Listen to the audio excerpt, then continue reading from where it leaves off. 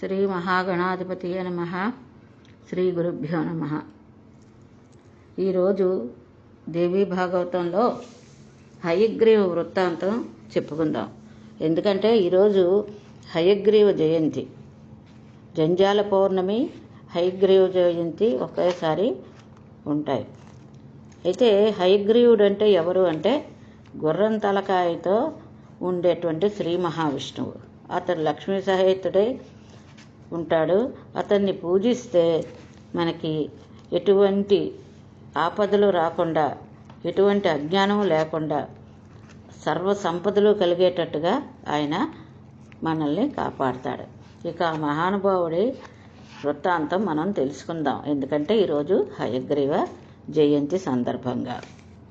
మహామునులారా, సావధానంగా వినండి. పరమ తేజస్వి దేవదేవుడు అయినటువంటి విష్ణుమూర్తి జీవితంలో జరిగిన ఒక అపార సంఘటన చెబుతున్నాను. ఒకానొకప్పుడు జనార్దనుడు 10,000 సంవత్సరాల పాటు రాక్షసులతో భయంకరంగా మహాయుద్ధం చేసి బాగా అలసిపోయాడు విష్ణుమూర్తి. ఎక్కుపెట్టి ఉన్న ధనస్సును అలాగే ఒక సమతల ప్రదేశంలో నేలకి ఆంచి, పై కొనకు గడ్డం ఆంచి, శరీర భారం అంతా ధనస్సుపై మోపి అలా నిలబడే విశ్రమించాడు. అలసటో దైవయోగమో చటుక్కున నిద్ర పట్టేసింది. గాఢ నిద్ర చాలా కాలం గడిచింది. అంతలోకి ఏదో యజ్ఞం చెయ్యాలని తలపెట్టిన దేవతలు బ్రహ్మను, శివుణ్ణి తీసుకుని విష్ణులోకానికి వెళ్ళారు. యజ్ఞప్రభువు కదా విష్ణుమూర్తి, ఇది దైవ కార్యం చేస్తున్న యజ్ఞమాయ. అందుచేత జగన్నాథుడి అనుమతి తీసుకుని ప్రారంభిద్దామని వారి ఆకాంక్ష. తీరా వెళ్తే విష్ణులోకంలో విష్ణుమూర్తి కనపడలేదు. దివ్య దృష్టితో చూశారు. యుద్ధం ముగిసి నిశ్శబ్దంగా ఉన్న రణరంగంలో ధనస్సు మీద నిలబడి నిద్రపోతున్న కేశవుడు కనిపించాడు. అంతే. అందరూ ఒక్క ఉదుటిన అక్కడ చేరుకున్నారు. అలికిడైనా స్వామి లేవలేదు. నిద్ర లేపడం ఎలాగా, ఉపాయం ఆలోచించండి అన్నాడు దేవేంద్రుడు. నిద్రాభంగం చేయకూడదు, మహాపాపం.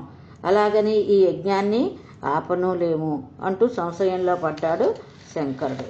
బ్రహ్మదేవుడికి ఒక ఉపాయం తట్టింది. ఒక వమ్రిని, అంటే చెదపురుగును అనమాట. వమ్రి అంటే చెదపురుగు. ఆ చెదపురుగును సృష్టించాడు బ్రహ్మదేవుడు. వింటినారిని భక్షించమన్నాడు ఆ చెదపురుగుతో. అప్పుడు ధనస్సు జారిపడుతుంది, దేవదేవుడు నిద్రలేస్తాడు, దేవకార్యం నెరవేరుతుంది అని పథకం చెప్పాడు బ్రహ్మగారు. అందరూ అంగీకరించారు. కానీ ఆ వమ్రి ఒక ధర్మ సందేశం వెలిబుచ్చింది. అంటే చెదపురుగు అనమాట. కమలసంభవ, జగద్గురువు అయినటువంటి రమాపతికి నిద్రాభంగం చేయమంటావా?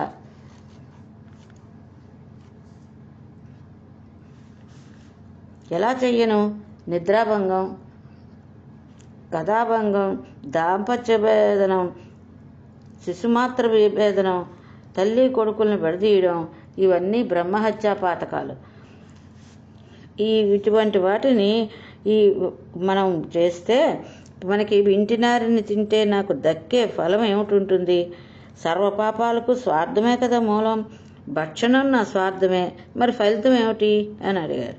వమ్రి ప్రశ్నకు బ్రహ్మదేవుడే సమాధానం చెప్పాడు. వమ్రి, నీకు యజ్ఞంలో భాగం కల్పిస్తాం. హోమకుండాలలో హవిస్సులు పేల్చేటప్పుడు అటు ఇటు చెదరపడే భాగాలు ఇక నుంచి నీవే. అంటే మనం హోమం చేస్తున్నప్పుడు హోమంలో ఉండేటువంటి కర్రపేళ్ళు, వాటిలోని వచ్చేటువంటి ఆ హవిస్సు, అవి కూడా ఈ చెదపురికి భాగంగా ఇస్తామని చెప్పారనమాట. పద, త్వరగా విష్ణుమూర్తిని నిద్రలేపు, దైవకార్యం చేయొచ్చు అని ఒప్పించాడు. వమ్రి వెళ్ళింది. నేలపై ఉన్న ధనురగ్రం దగ్గరికి వారి నారీని చుట్టుకుని కొరుకుంది. ఒక్క పెట్టున ధనస్సు ఎగిసిపడింది. భీకర శబ్దంతో భువనాంతరాల్లో ప్రతిధ్వనించింది. దేవతలంతా భయపడ్డారు. బ్రహ్మాండం సంక్షోభించింది. భూమి కంపించింది. సముద్రాలు ఘూర్జిల్లాయి. తిమింగలాలకు వణుకు పుట్టాయి.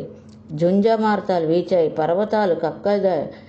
ఆ అమంగళ సూచకంగా ఉల్కాపాతకాలు, మహోత్పాతాలు జరిగాయి. హఠాత్తుగా సూర్యుడు అస్తమించాడు. చీకట్లు దట్టంగా వ్యాపించాయి. ఏం జరుగుతుందో అనుకుంటూ దేవతలంతా కలవరపడుతున్నారు. తాపసులారా, ధనస్సు పైకొన కాంచి ఉన్న శిరస్సు దేవదేవుడి శిరస్సు కదా. కుండల నుండి మండితమైనటువంటి శిరస్సు తుట్లో తెగి ఎటో ఎగిరి ఎక్కడో పడిపోయింది. కొంతసేపటికి చీకట్లు విడిపోయాయి. బీభత్సం శాంతించింది. శిరస్సు లేని మొండెం కనిపించింది.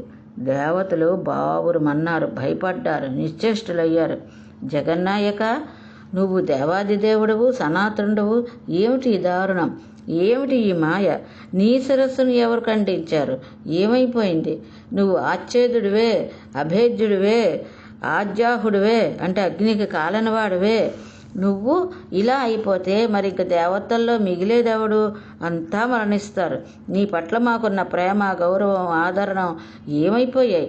స్వార్థం ఆవరించి నిన్ను పోగొట్టుకున్నాం, ఏడుస్తున్నాం. మేము తలపెట్టిన యజ్ఞానికి ఇది యక్షుల్లో, రాక్షసుల్లో కనిపించిన విఘ్నం కానే కాదు. మాకు మేమే చేసుకున్నాం. స్వయంకృత అపరాధం మాది. ఎవరిని నిందిస్తాం? అందరం పరాధీనులమే. ఏం చేస్తాం? ఎక్కడికి పోతాం? ఎంత మూడులం? మాకు ఇంక రక్షకుడు ఎవరు? ఇది సాత్విక మాయ అందామా, రాజసమో తామసమో అందామా? అన్ని మాయలకు అధిపతివి, జగద్గురువి. ఇంకా నీ శిరస్సే ఎగిరిపోయిందంటే ఏమనాలి? ఇలా దిక్కుదోచక డీలాపల్లి విలపిస్తున్నారు బ్రహ్మ, శివుడు మొదలైన దేవతలంతా. పరిస్థితి గమనించాడు బృహస్పతి. దేవగురువు కదా, పైగా వేదాంతం వంట పట్టినవాడు. నెమ్మదిగా దేవతలను ఓదారుస్తూ ప్రసంగించాడు. మహానుభావులారా, ధైర్యం తెచ్చుకోండి. ఎంత దుఃఖించి ఏం లాభం? రవంత తేరుకోండి. దేవతలే ఇంత బెంబేలు పడిపోతే ఎలాగా? ఉపాయం ఆలోచిద్దాం, బుద్ధికి పనిచెప్దాం. దైవబలము, పురుషంకారము రెండూ సమానమే. ఇప్పటికీ కర్తవ్యం ఉపాయమే. ఒక్కొక్కప్పుడు కాదు, అన్ని వేళలా అన్ని విధాల దైవం కంటే అదే ఫలిస్తుంది. అంటే పురుషాకారమే, ఉపాయమే ఫలిస్తుందని చెప్పాడనమాట.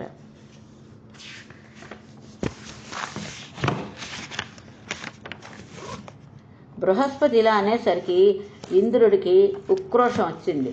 దేవగురు, మీ ఎందుకు వచ్చిన పౌరుషమయ్యా? అది ఒట్టి అనర్థకం. దైవమే గొప్పది, దాని శక్తికి తిరుగులేదు. లేకపోతే ఏమిటి దారుణం? దేవతల నాయకులు అందరూ కళ్ళు అప్పగించి చూస్తూనే ఉన్నాం. విష్ణుమూర్తి సరస్సు ఎగిరిపోయిందా? అప్పటికి బ్రహ్మదేవుడు తీరుకున్నాడు. వేదాంత ద్వారంలో ప్రసంగించాడు. దేవేంద్ర, శుభం కానీ అశుభం కానీ కాలం తెచ్చిపెట్టినటువంటి దాన్ని అనుభవించవలసిందే. దైవఘటనను తప్పించుకోవడం ఎవ్వరి వల్ల కాదు. దేహం ధరించాక సుఖదుఖాలు తప్పవు. నా సంగతే చూడు.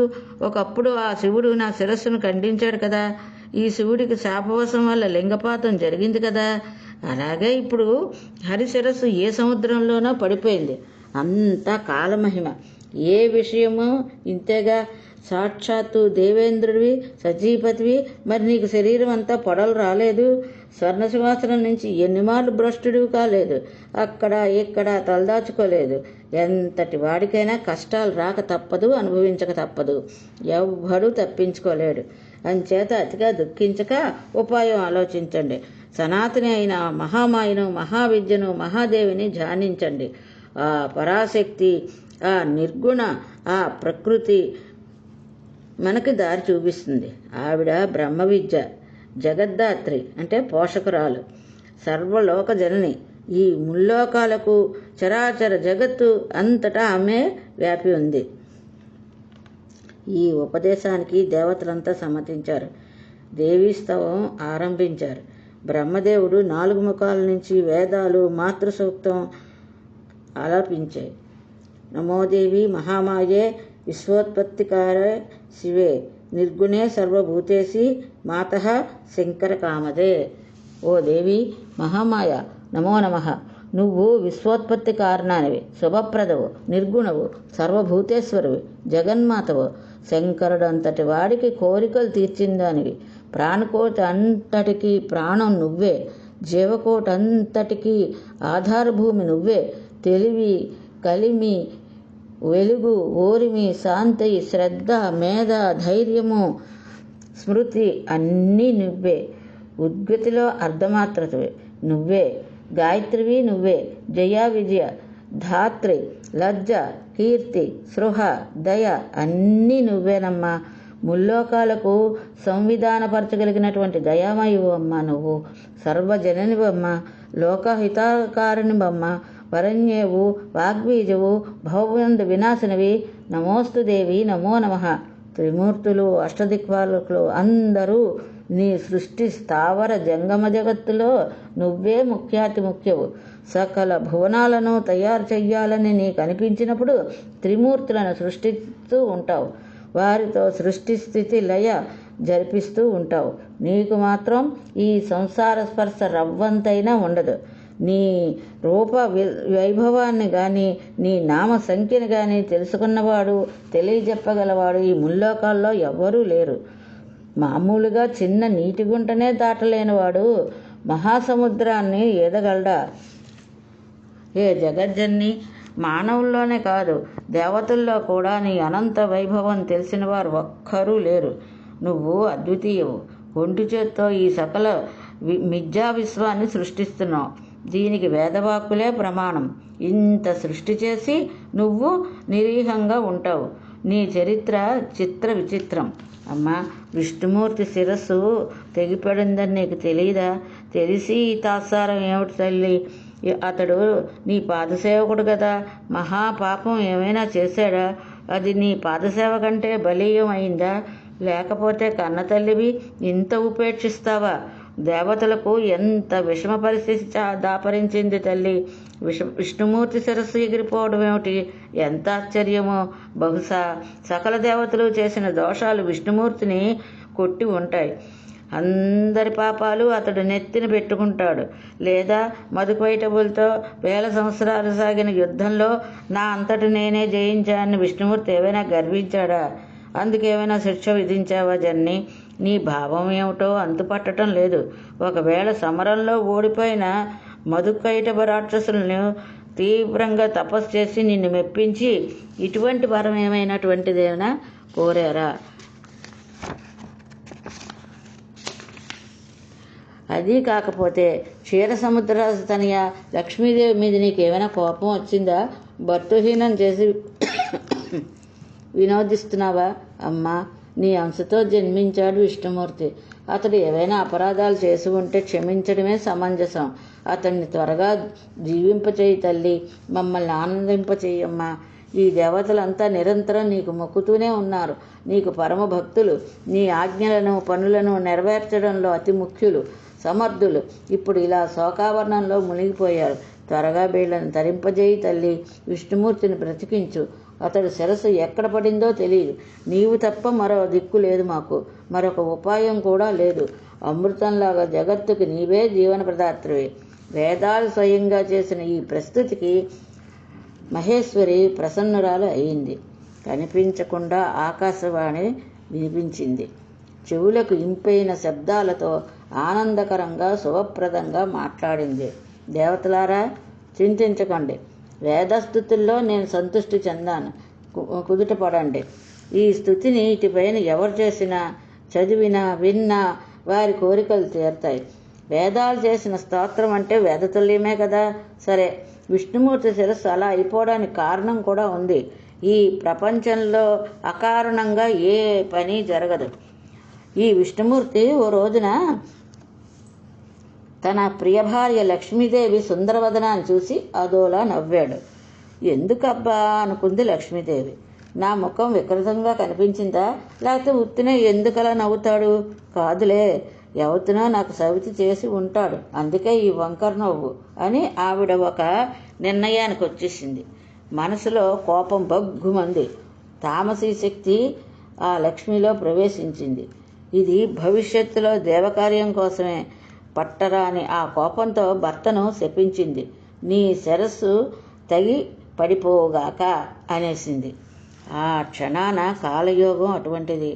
తన సుఖాన్నే మర్చిపోయింది. వైదవ్యం కన్నా సపత్ని దుఃఖం ఎక్కువ అనుకుంది. స్త్రీ స్వభావం అలాంటిదే కదా. ఆ శాపం ఇప్పుడు కార్యరూపం ధరించింది. శిరస్సు వెళ్ళి ఉప్పు సముద్రంలో పడిపోయింది. అయినా పర్వాలేదు, ఇప్పుడే శౌరిని బ్రతికిస్తాను. సురసత్తములారా, మీరు తలపెట్టిన ఈ మహాకార్యం నెరవేరుతుంది, సందేహం లేదు. ఈ సంఘటనకు మరొక చిన్న కారణం కూడా ఉంది, అది చెబుతాను వినండి. ఒకప్పుడు హయగ్రీవుడనే రాక్షస మహావీరుడు సరస్వతీ నదీ తీరంలో పరమ దారుణంగా తపస్సు చేశాడు. మాయా బీజాత్మకమైన ఏకాక్షర మంత్రమైనటువంటి హ్రీం నా మంత్రాన్ని ఘోర నిష్ఠతో జపించాడు. అప్పుడు తామస రూపంలో దర్శనం అనుగ్రహించాను. ఏ రూపంతో ధ్యానించాడో అదే రూపంలో సింహవాహనంపై కనిపించాను. వరం కోరుకోమన్నాను. నా రూపాన్ని చూసి అతడు కనులు ప్రేమతో విప్పారాయి. నమస్కరించి ప్రదక్షిణం చేశాడు. ఆనంద బాష్పాలతో తప్పతోగుతూ అద్భుతంగా స్తుతించాడు. హే జగదీశ్వరి, పంచభూతాలు నువ్వే, జ్ఞానేంద్రియాలు కర్మేంద్రియాలు అన్నీ నువ్వే అంటూ స్తుతించాడు. నాకు మరీ సంతోషం కలిగించింది. హయగ్రీవ, నీ తపస్సుకి నీ స్తోత్రానికి సంతోషించాను. నీ కోరిక ఏమిటో చెప్పు అన్నాను. మాత, నాకు మరణం లేకుండా వరం ప్రసాదించు. నేను యోగిగా సురాసురులకు అజేయుడిగా అమరుడుగా ఉండిపోవాలి. అనుగ్రహించు. హయవదన, ఇది అసంభవం. పుట్టినవాడు గిట్టక తప్పదు, గిట్టినవాడు తిరిగి పుట్టక తప్పదు. ఇది లోకంలో స్థిరపడిన మర్యాద. దీనికి భిన్నంగా నువ్వు అమరుడు ఎలా అవుతావు? కుదరదు అంది అమ్మవారు. కాబట్టి రాక్షసోత్తమ, మరణం తప్పదు అనే మాటను నిశ్చయంగా మనసులో పెట్టుకుని బాగా ఆలోచించి నీ ఇష్టం, ఇంకెవరైనా కోరుకో. సరే అయితే జగదాంబిక, హయగ్రీవుడి చేతిలో తప్ప మరి ఇంకెవరి చేతిలోని నాకు మృత్యు ఉండకూడదు. ఈ వరం ప్రసాదించు అన్నాడు హయగ్రీవుడు. రాక్షస మహావీర, తదాస్తు, ఇంక ఇంటికెళ్ళు, సుఖంగా రాజ్యం పరిపాలన చేసుకో. హయగ్రీవుడి చేతిలో తప్ప మరి ఇంకెవ్వరి చేతిలోనే నీకు చావు లేదు. ఇలా వరం ఇచ్చిన నేను అంతర్ధానం చెందాను. ఆ హయవదన రాక్షసుడు పట్టరాని ఆనందంతో ఇంటికి వెళ్ళి ఇక అక్కడి నుంచి వేదాలను, వేద విధులను, మునులను దారుణంగా హింసించడం మొదలుపెట్టాడు. ఆ దుష్టుణ్ణి సంహరించగలవాడు ఈ భువనత్రయంలో లేడు. అంచేత ఓ దేవతలారా, ఒక అందమైన గుర్రపు తలను తీసుకురండి.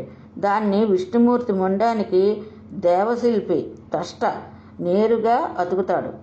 అప్పుడు ఈ హయగ్రీవ భగవంతుడు ఆ రాక్షసుణ్ణి సంహరిస్తాడు. ఇది దేవకార్యం. అశరీరవాణి జగన్మాత చేసిన ఈ ఉపదేశాన్ని దేవతలంతా విన్నారు, తేరుకున్నారు. దేవశిల్పిని వేడుకున్నారు. అతడు దగ్గరలో ఉన్న గుర్రపు తలను వెంటనే ఖడ్గంతో ఖండించాడు.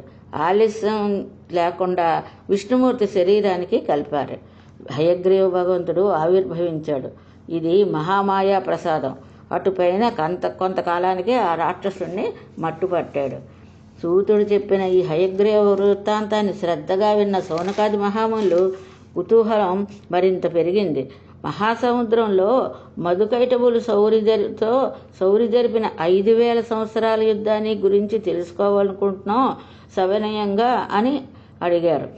అసలు ఆ దానవులిద్దరూ ప్రళయ సముద్రంలో ఎందుకు జన్మించారు? దేవతలకు కూడా దుర్జయులు అన్నావు, వారిని విష్ణుమూర్తి ఎలా సంహరించాడు? ఈ అద్భుతాలను మాకు సవిస్తారంగా వినాలని అనుకుంటున్నాము. నువ్వు బహుశ్రుతుడివి, మంచి వక్తవు కాబట్టి దయచేసి వివరంగా చెప్పు. దైవికంగా నువ్వు మాకు కలిశావు. మూర్ఖుడితో సంయోగం విషం కంటే భయంకరం. నీ వంటి విజ్ఞుడితో కలయిక అమృతంతో సమానం. నీ వంటి వారు చెప్పే విలువైన విషయాలు వినడమే ఒక గొప్ప వరం. అదే మానవుడి యొక్క విశిష్టత. పశువులు చూడు, తింటున్నాయి, తిరుగుతున్నాయి, శారీరకంగా సుఖం అనుభవిస్తున్నాయి. వాటికి సజ్ఞానం లేదు, వివేకం లేదు, మోక్షాసక్తి లేదు. పురాణ శ్రవణం లేకపోతే నీ వంటి వాళ్ళను వినకపోతే మనిషి కూడా వీటిని సమానంగానే అయిపోతాడు. జంతువుల్లో కూడా లేడీ, జింక మొదలైన వాటికి వినడం తెలుసు, సంగీతానికి పరవశించిపోతాయి. ఇంకా పాముల సంగతి తెలిసిందే కదా. మనకున్న జ్ఞానేంద్రియాలు 5 చెవి, కన్ను శుభప్రదమైనవి. వినడం వలన వస్తు విజ్ఞానం కలుగుతుంది, చూడటం వల్ల మనస్సు రంజిల్లుతుంది. ఈ వినికుడి సాత్విక, తామస, రాజస భేదాలతో 3 విధాలని పెద్దలు చెప్తున్నారు. వేద శాస్త్రాలు వినడం సాత్విక శ్రవణం, స్త్రీ పురుష సంబంధాత్మకమైన సాహిత్యాన్ని వినడం రాజసం, యుద్ధ వార్తలు, ఇతర దోషాలు వినడం తామసం. అంతేకాదు మిత్రమా, ఈ సాత్విక శ్రవణంలో ఉత్తమ, మధ్యమ, అధమ భేదాలున్నాయి. మోక్షఫలాన్ని అందించే విషయాలను వినడం ఉత్తమం. స్వర్గాన్ని ఇచ్చే వాటిని వినడం మధ్యమం. భోగఫలాన్ని సమకూర్చే అంశాలు చెవిని పెట్టడం అధమం. అలాగే సాహిత్యము అంటే కలయిక 3 విధాలు. ధర్మపత్ని వృత్తాంతమైన సాహిత్యాన్ని అంటే భార్యాభర్తల కథలు వినడం ఉత్తమం. వేశ్య వృత్తాంతాలు చెవికెక్కించుకుని వినడం మధ్యమం. అక్రమ సంబంధాల కథలు ఆలకించడం అధమం. తామస శ్రవణంలోనూ ఈ భేదాలు ఉన్నాయి. ధర్మ సంస్థాపన కోసం దుష్టులను పాపాత్ములను సంహరించే యుద్ధగాథలు వినడం ఉత్తమం. కౌరవ పాండవుల్లాగా ఏదో ఒక విద్వేషంతో ఒకరినొకరు చంపుకునే చరిత్రలు చెవిని పెట్టడం మధ్యమం. అకారణ కలహాలకు నిర్నిమిత్తమైన వివాదాలకు చెవులు అప్పగించడం అధమం. కాబట్టి ఓ మహామతి, సూత మహర్షి పాపాలను పోగొట్టి పుణ్యాలను సమకూర్చి శ్రోతలను బుద్ధిమంతులుగా చేసేది పురాణ శ్రవణమే. వ్యాస మహర్షి నుంచి నువ్వు తెలుసుకున్న ఈ మధుకైటభ వృత్తాంతాన్ని మాకు వినిపించు. దుష్ట శిక్షణ కోసం జరిగిన యుద్ధం కనుక దీన్ని వినడం ఉత్తమమే. శౌనకుడు ఇలా అనేసరికి సూతుడికి తను అంతా పులకించింది. ఆనందంతో కన్నులు చెమర్చాయి. శౌనక మహాముని ఇంకా వినాలి అని అనుకుంటున్నారు కనుక మీరంతా ధన్యులు. ఇంకా చెప్పాలి అని అనుకుంటున్నాను కనుక నేను ధన్యుణ్ణే. సరే, మధుకైటభ కథ చెప్తాను, మీరు ఏకాగ్రతతో ఆలకించండి అని అన్నాడు సూతుడు. ఈరోజు భాగవతం స్వస్తి.